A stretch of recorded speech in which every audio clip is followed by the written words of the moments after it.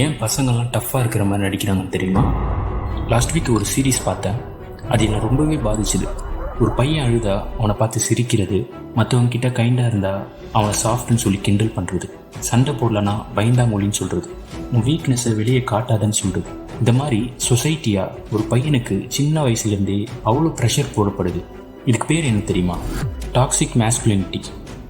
School, college, movies, social மீடியான்னு எல்லா இடத்துலையும் தப்பாக தான் இருக்குது. இந்த மாதிரி மைண்ட் செட்டுக்கு ஒரு பையன் வந்துட்டான்னு வச்சுக்கோங்களேன், அவனால் ஒரு சின்ன அவமானத்தை கூட தாங்க முடியாது.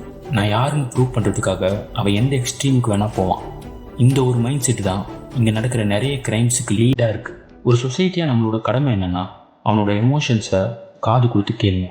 அதிகாரத்தை சொல்லிக் கொடுக்காம மரியாதையை சொல்லிக் கொடுங்க. அவனை பையனாக பார்க்காம ஒரு மனுஷனாக பாருங்கள். அந்த சீரீஸ் நேம் யாருக்காச்சும் தெரிஞ்சுதுன்னா கமெண்டில் மென்ஷன் பண்ணுங்கள்.